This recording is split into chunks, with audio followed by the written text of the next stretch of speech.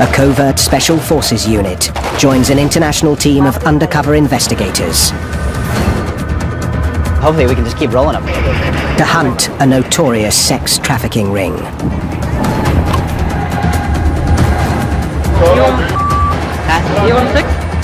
Their mission is to save thousands of women forced to be sex slaves. They don't know they'll be beaten. They don't know that they could be murdered. They don't know they could be gang raped. Their target is a sex ring. Get her! Earning millions of dollars trafficking women from Central Asia. A ring that will kill to survive.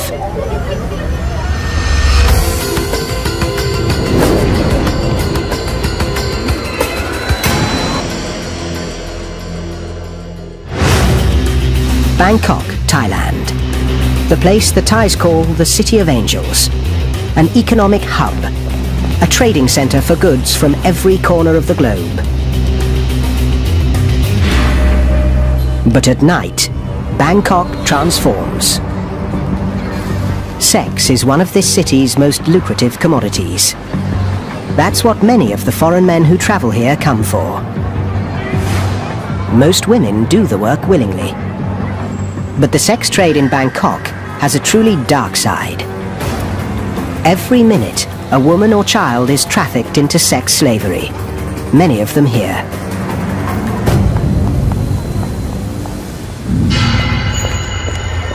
Steve Galster heads the Freeland Foundation. Their mandate to hunt down animal traffickers brought him to Bangkok a decade ago. Today he has a new target: the brutal sex trafficking rings that use Thailand as their base. Sex trafficking is modern-day slavery. The issue is, once you are in a situation that you want to get out of and you can't, you lose your free will, you're a slave. There's about 1.5 million sex slaves in the world today. About half of those are in Asia, and a lot of them are right here in Thailand.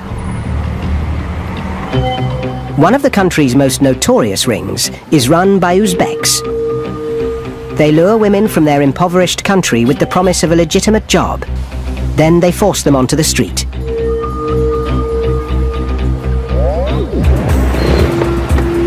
Tonight, Galster is heading for a meeting with a confidential informant who's watching the ring. He can't risk being followed. This is an industry worth $35 billion worldwide. The traffickers will protect their profits at any cost. Stakes for everybody are really high on this operation. The people at the top of this chain, they've lost their humanity. I would love to see them behind bars. That's why I'm involved. This is crazy. It's the 21st century and we still got a lot of slavery going on. Galster meets the informant near the red light district.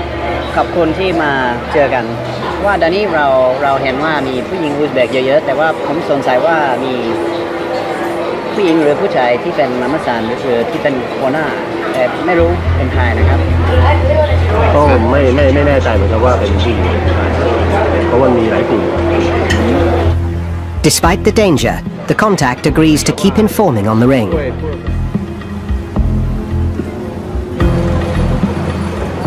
There's very little room for failure in this operation because they're saying we're the untouchables.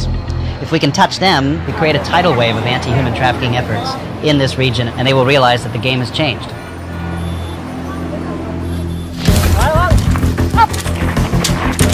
Steve Galster is not alone in his quest to bust the Uzbek ring. Joining him is a special team trained to fight terrorism. I don't really know who they are exactly because they are basically a Thai government unit that conducts black operations work. They infiltrate and try to take down mean, powerful individuals and organizations. And working with them is a legendary figure. 2 decades ago, General Chanfort led the country's assault on the Russian mafia. ตอนนี้ได้สัก15 นาทีนะครับเราได้ไปถึงแบบภายใน15 นาทีใช่ไหมได้ดูเป้าหมายเลย Today, Thailand's anti-human trafficking division has recruited him to help take down the Uzbek ring.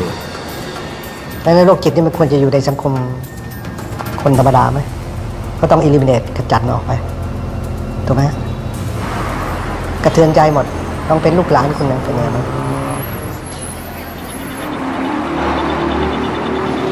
The Uzbek ring is so well connected, it's able to conduct business openly in downtown Bangkok. How much for boom boom? But the women are so carefully guarded by their controllers, the only way to film them up close is with a hidden camera. How much? Short time 3,000. And the whole night?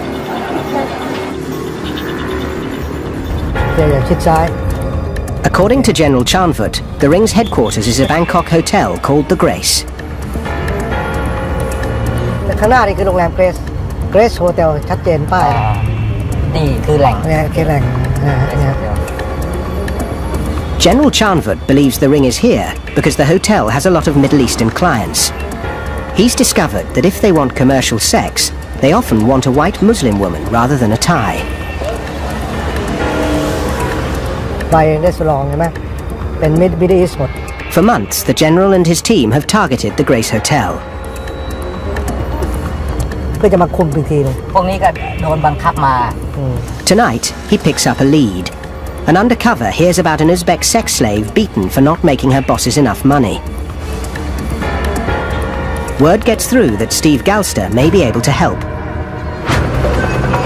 It takes days, but the woman finally contacts him, and he secretly brings her to a safe house. Her code name is M, and she's scared. The traffickers have her passport, so she can't leave Thailand. If they discover she's talking to Galster, they could hurt her and her family back in Uzbekistan. I cannot sleep now. Oh, thinking passport ticket, where now? My photo picture, mama, baby. To help the police bust the traffickers, Galster's brought together an international team of investigators dubbed Operation Graceland. Their first task is to help M. Onkuri Kumar is the intelligence officer responsible for analysing everything uncovered about the ring. Doug Peters is a former US special agent. For 20 years he worked undercover to bust some of America's most dangerous criminals. This is very familiar. Natasha Ivanova is the team's translator, fluent in Russian and German. Problem now too much I won't finish this problem. Yeah, Panima, I understand. Galster learns that M is divorced. She has a son but no way to care for him. Look at the photos. Desperate for a job, she was tricked into coming to Bangkok, where she was handed over to a woman named Rano. Как-то я думала, как я в Москве раньше работала, так же думала. Я даже хватила с собой такой одежды малярные. Это тоже захватила с собой. Я сюда приехала, и этот Рано мне сказала, что это самое. Так же я думала, откуда знала, что таком проституткам работает. M believes Rano is connected to the Uzbek ring. The task force agrees to help her recover her passport and escape. She promises to take them inside Bangkok's sex trafficking gangland and help them find Rano. I don't think it's going to take more than an hour. M knows that Rano works from a notorious Bangkok nightclub. Doug Peters believes he and Galster can get in wearing hidden cameras.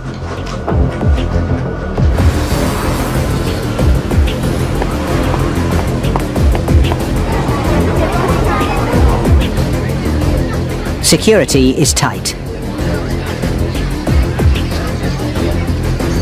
Discovery of the cameras could put Galster and Peters in real danger.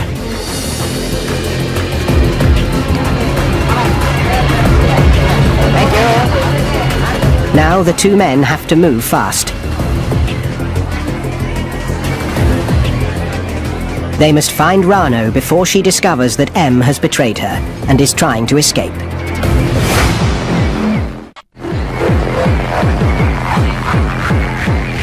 Doug Peters and Steve Galster are secretly filming in a club near Bangkok's red light district.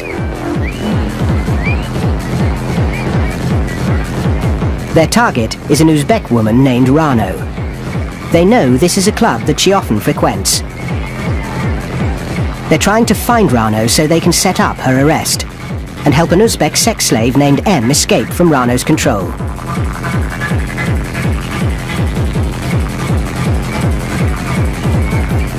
In Thailand, a sex slave can earn her traffickers up to $1,000 a day while costing them almost nothing. It's the perfect crime. The commodities, if you will, pay for their own overhead. They pay for their rent, their food, they pay even for the right to have the job. Peters and Galster take a good look around the club. This is a place where Middle Eastern and Indian men go to meet women. The perfect venue for Rano.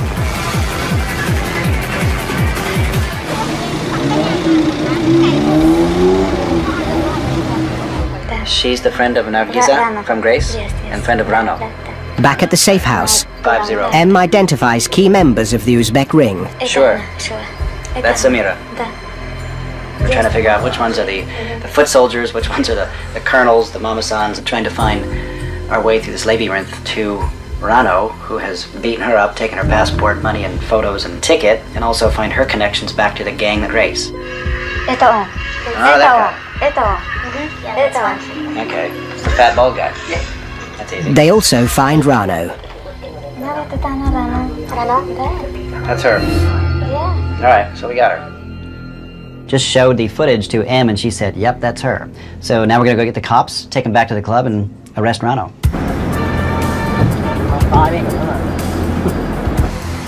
The local police want to keep a low profile to avoid a confrontation. So Peters agrees to go into the club and bring Rano out.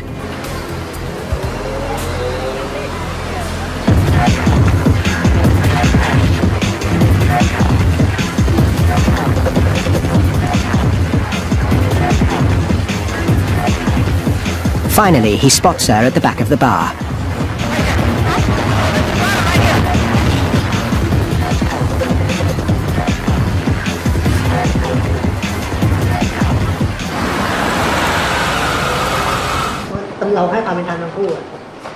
At the police station, M insists on confronting the woman who deceived her and kept her here in Bangkok.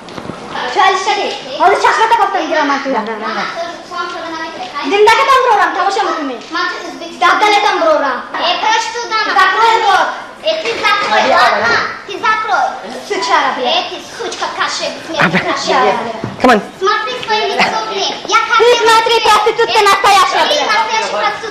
The police decide there isn't enough evidence to charge Rano. She'll be released. But for M, the operation is a success. The least we've gotten out of tonight is a police report, so we can now get her a temporary passport and some basic cash to send her back home. M has also helped the task force. With her information, they've built a profile of the ring. It could help them and the police discover where the Uzbeks are vulnerable. M's been great. She's been very courageous. She took us into this underworld and showed us, person by person and club by club, who's who, how it operates, so we've put a lot of pieces of the structure together. While M has escaped, many women on the streets of Bangkok are still trapped.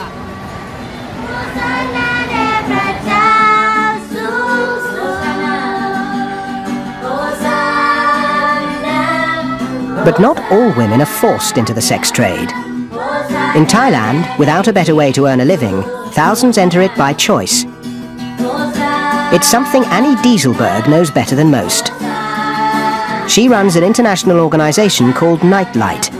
It's dedicated to helping former prostitutes leave the street and forget the past. These young women feel like they have no options in life. We're trying to offer her the freedom to choose, the freedom to live a better life, to pursue her dreams. Choices Dieselberg also wants to offer the Uzbek sex slaves. She's joined the task force to provide protection to any woman rescued. Tonight, Dieselberg is heading for the red light district, as she has for the last 17 years. If we get to know their story, it would only be because we've helped them out. Yeah, right. Otherwise, we only know little bits and pieces. Exactly. But this outreach is different. Tonight, Dieselberg's taking a member of the task force right into the heart of the Uzbek operation. There's an Uzbek girl that just went down that way. Matt Friedman is the head of the United Nations Interagency Project on Human Trafficking. He's fought sex slavery for 25 years, driven by the memory of a 15-year-old girl in an Indian brothel. Once had a young girl actually see that I was there, come up to me and literally wrap herself around me and say, help me, they're doing terrible things to me. I was with a police officer and I said, okay, well, this girl's coming with us. And he said, no, she isn't. In the world that we're in now, they're not going to let us leave. I said, come on, we got to take her out. We left, came back with more police, but she was gone. At the end of the day, that child needed somebody to help her, and I wasn't there. Straight ahead is one of the new girls. It's one of the controllers, the smaller one. That's why she totally ignored us. Tonight, Friedman's here because Dieselberg's discovered that the Uzbek ring is growing fast. 10 years ago, I would walk through the area and I would see maybe 5 or 6 women in one place. But starting about 4 years ago, we could count as many as 80 women in a couple hours. Dieselberg's already had her life threatened by the Uzbek ring. But she and her team continue to offer a lifeline to any woman who wants help.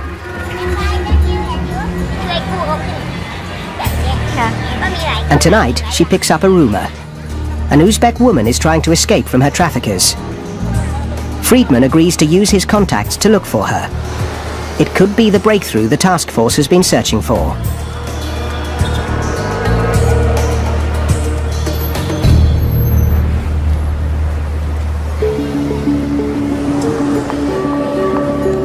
For days, Operation Graceland has been searching Bangkok for an Uzbek sex slave trying to escape from her traffickers.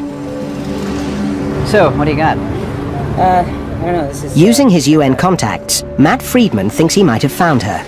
Got an interesting call last night. A young Uzbeki woman forced into kind of a prostitution ring. Her papers have been taken away. She's been threatened. This woman wants to get out, and she's desperate. Her code name is Anna, and it looks like she's not the only victim under the control of this ring.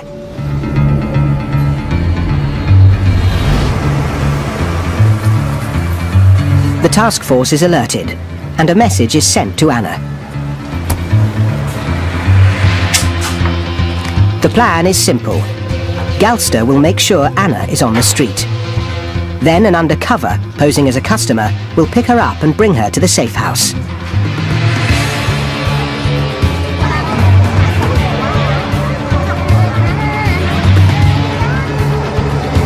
A block away from the hotel, Galster spots 3 Uzbek women. One of them is Anna, guarded by her controller. You want 6? How much is it? 1,500. For how long?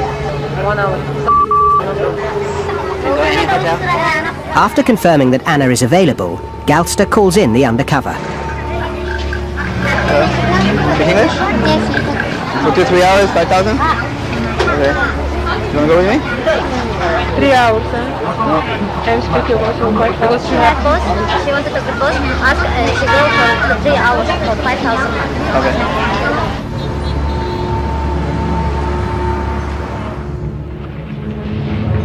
Back at the safe house, despite her fear, Anna begins to talk. As suspected, she's under the control of the Uzbek ring.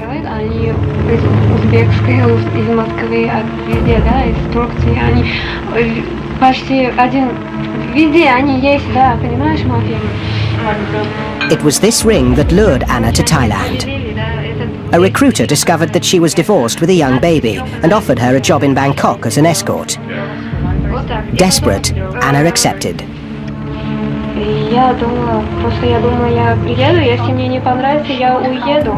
if she doesn't like, she can go away. А я уже хотела уехать, а она мне сказала уже все работает. And she told her work. They don't know that they will be locked up in a day. They don't know that they won't be able to say no to which sex acts are required of them. They don't know they'll be beaten. They don't know that they could be murdered. They don't know they could be gang raped. They don't know really what they will be getting into. Anna was trapped. Though she came here willingly, according to international law, the moment she lost her freedom, she became a victim of human trafficking. It upsets me greatly, and I know, one thing that Anna would do is she would carry around a little video of her baby on her phone, just to look at, just to remind her that there's light at the end of the tunnel and she's got to get back. Could do that tomorrow. But there's one question Anna can't answer. She has no idea where the Uzbeks are holding her. The task force must find out. Fast. She has just heard that she and some other women are going to get rotated by the trafficking gang down to Malaysia, where they're going to even have less chance of escaping. So she sees this as her one and only opportunity. To discover the Uzbek hideout, everyone on the team begins tapping their sources. They uncover half a dozen leads. The best is an apartment building not far from the Grace Hotel. The Anti-Human Trafficking Division begins a 24-hour undercover stakeout. They need a breakthrough. The Uzbeks are not operating alone. Behind them are shadowy figures from the Middle East who may be involved in far more than sex trafficking. Some of the mamasan, some of the controllers who've been hired to control these women, oftentimes have these Iranian boyfriends who we're hearing from a number of people are involved in trafficking in ice, methamphetamines, and who knows what else those guys are involved in. It's a possibility that makes General Chanvut's latest discovery even more chilling. The Uzbeks' operations have expanded.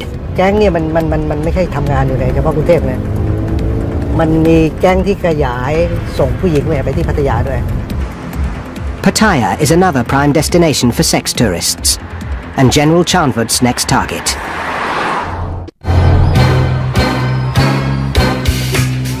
Pattaya, Sin City, 100 miles south of Bangkok. At its heart is a half-mile stretch of beer bars, go-go clubs, and sex for sale. There are 27,000 commercial sex workers concentrated here. Most do the work willingly, so it's the perfect cover for the Uzbeks and their sex slaves. General Chanvut and his team have intelligence that the Uzbek traffickers are bringing in underage girls. So the general is setting a trap to catch the ring in the act.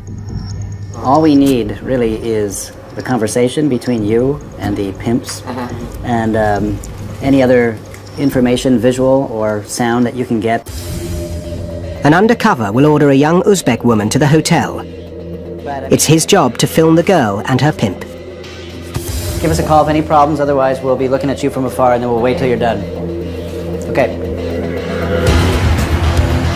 On the other side of Pattaya, task force partner, the Thai special team, is also in action.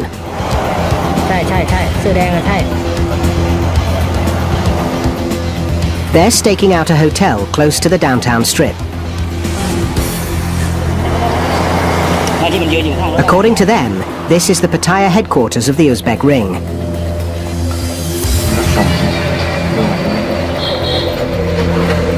The special team has discovered that from here, pimps transport women to hotels around the city.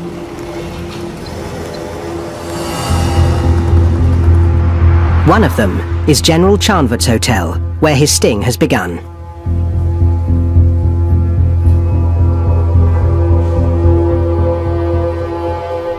Hey there.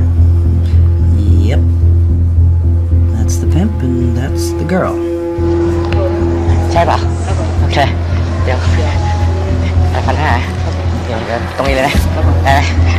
The undercover immediately gets an excellent shot of the pimp. It's the same man captured on film by the special team.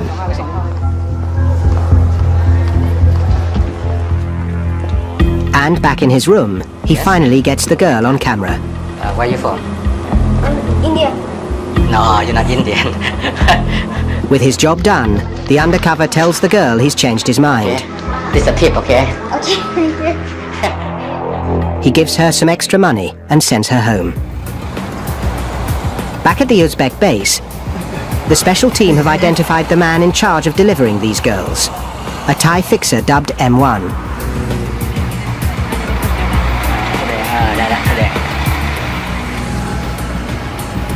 They also have another breakthrough. They single out the Uzbek woman running the Pattaya organization. The task force now has new evidence that could help them bust the Uzbeks. And back in Bangkok, the Anti-Human Trafficking Division confirms that this is the apartment where the ring is holding Anna. For the first time, Operation Graceland has a chance to rescue more than a dozen Uzbek women.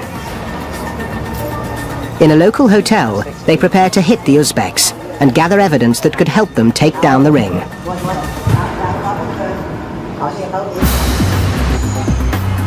The raid is underway. The anti-human trafficking division heads for the Uzbek hideout. Anna is already safe. The police feared the ring might ship her to Malaysia, so an undercover rescued her. Get her! Get her! The raid takes the ring by complete surprise.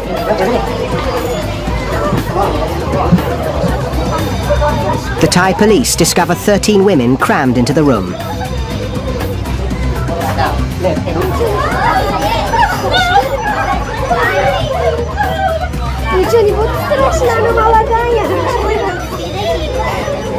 The Thai cops have just gone into the room to do what they call raid and rescue operations. The anti-human trafficking division tried to figure out which women are here voluntarily, which have been trafficked.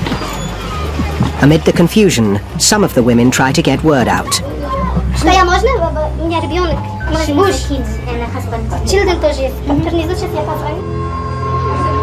The police refuse, but the controllers still try to keep the women from talking by threatening them in Uzbek.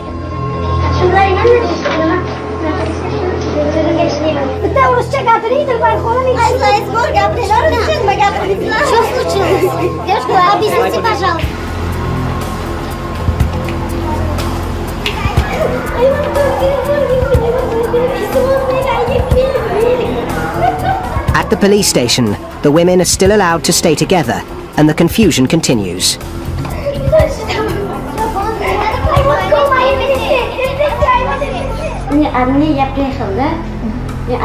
She arrived by herself. But the women stick to their story, many of them too scared of the ring to admit they've been trafficked. I want to know, who's your boss? I want to know if you were forced to come here, or you came on your own. What do you do in Grace Hotel? What I do? I speak for you. I am a business lady. But the police do get confirmation that the women are part of a sex ring. I'm working for business. You don't understand? Why? Какой бизнес? Вадим, проституция, кто занимается? Вот и мы есть проститутки. Я есть проститутка, я честно говорю, да. Я не приехала. Зачем мне лгать здесь сейчас?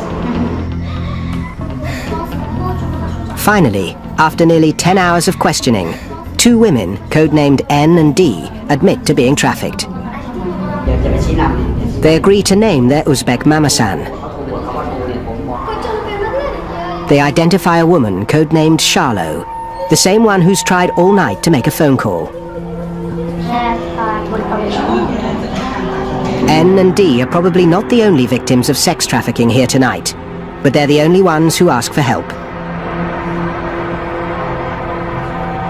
Annie Dieselberg agrees to put them in a private shelter to protect them from the trafficking ring. It doesn't take long for the ring to strike back at N and D.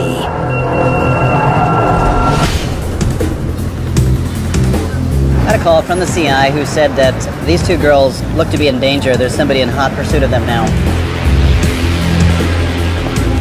N and D are a major threat to the Uzbeks.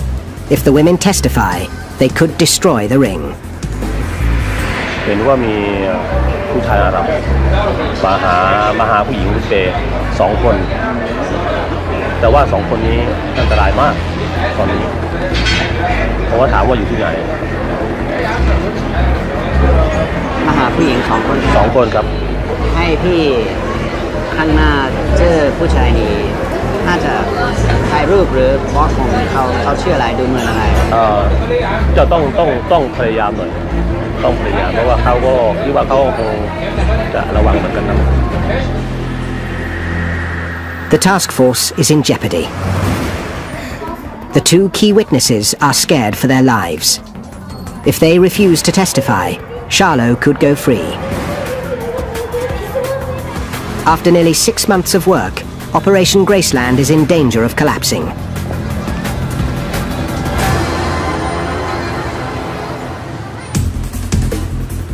Without new evidence against her, the police release Charlo, the Uzbek mamasan. But the task force gets a break. She's met by someone they know. His code name is Moat. He's the Middle Eastern man who was hunting for N and D. Galster believes he's Charlot's husband and the ring's money man, one of the shadowy figures behind the Uzbeks. The special team has been searching for Moat for months. Now they set up surveillance to track him. He leads them right back to the Grace Hotel.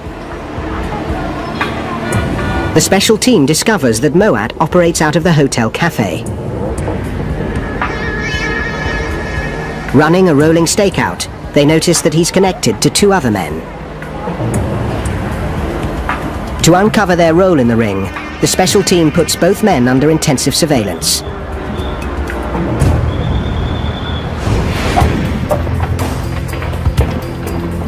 Weeks into the Bangkok and Pattaya operations, the special team calls Steve Galster to a deserted hotel for a briefing.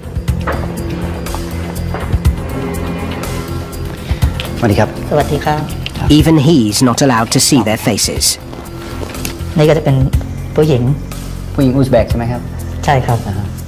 The special team has identified the head of the Pattaya operation and her Central Asian supply line.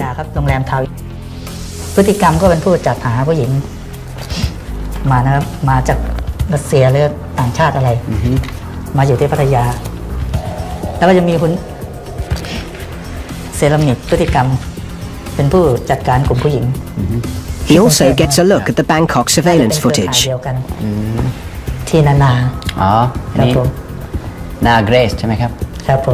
And the men connected to Moat and the Uzbek ring.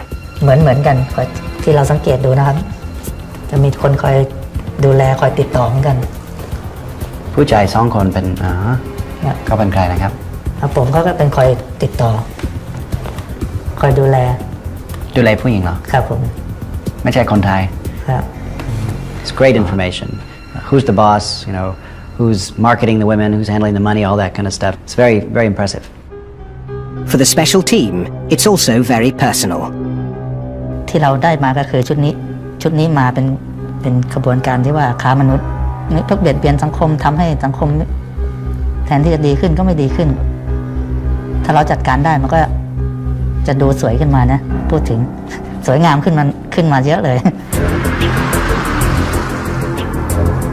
Back in Bangkok, Charlot returns to court. N and D arrive for the first time. Both women are under tremendous pressure. Facing death threats from the Uzbek trafficking ring, N and D change their stories. It's been a bad day for the case against Charlot because the two people testifying against her, the two main witnesses, have flipped their stories completely and basically perjured themselves. After half a year of work, the case against Charlot and the Uzbek ring is crumbling, and the stress is mounting. Steve Galster is aware that instead of helping women like N and D, he may be putting their lives in greater danger. Okay, they're going to put somebody in prison for a little while, maybe, but at what expense? It's extremely hard to take down traffickers without having victims testify against them. But we got to give it a try, and it requires getting inside, surveilling very professionally, not letting them know that you're coming, no leaks. And that's exactly why we've gone to the special team to bring these guys down. And the special team is already working on a new lead. They have information that a member of the Uzbek ring may be vulnerable. Rehearsals for a sting operation are underway. The success of Operation Graceland now depends on them.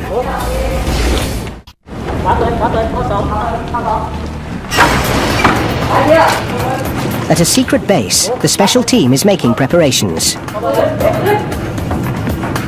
There's been a breakthrough in Operation Graceland. The task force has enough evidence to back a bust on a member of the Uzbek trafficking ring.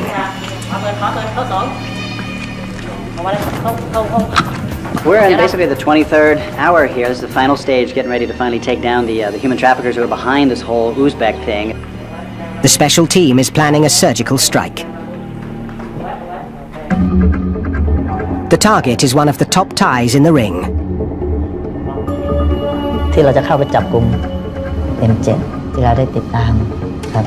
He's highly dangerous, and the assault team will be taking no chances.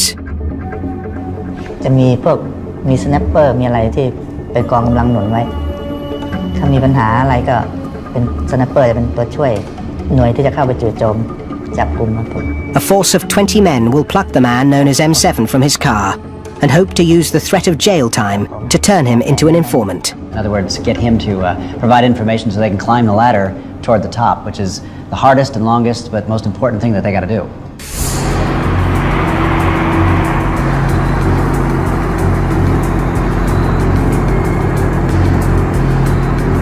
Okay, we're on the move. The special team has got the call that one of the members of the trafficking ring has been identified and located. So now this is a stealth search and capture operation. Steve Galster's job is to follow one of the special team vehicles and wait for the signal to move in.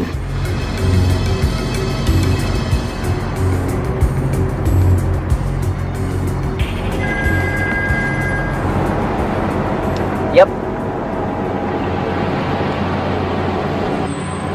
Yep.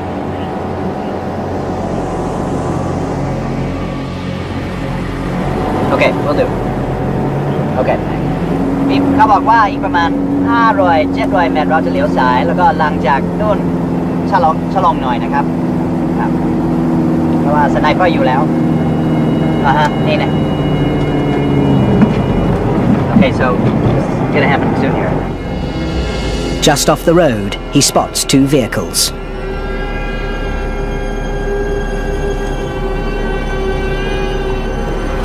Then, the assault team moves in.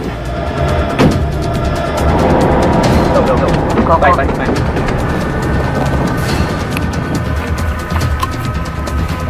They've got M7 and another member of this ring. Well, it's all worked according to plan. They're gonna scoop him up. I think this is happening very fast. They got him. Every minute the special team spends here, they become more vulnerable.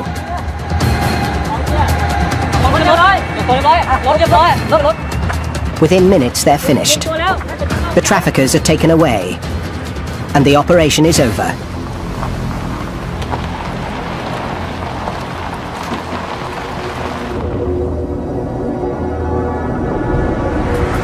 It doesn't take long for the special team to get M7 to assist them. Operation Graceland now has a direct line into the Uzbek sex trafficking ring, and an unprecedented opportunity to take it apart piece by piece. ผมรู้สึกว่าผมได้ช่วยทำบุญกับพวกผู้หญิงที่ถูกเขารัดเอาเปรียบต้องการเห็นพวกที่เป็นโจรทั้งหลายคนไม่ดีทั้งหลายเนี่ยต้องติดคุกติดตาราง Operation Graceland is not over. We've started to expose and unravel a network. I'd like to think that what we've done is punctured a hole in a big, giant wheel driving this organized crime machine. So it might actually look for a while like nothing's happened, but if we keep punching away, which we will, I think we can bring this machine down to a grinding halt. We got to keep going.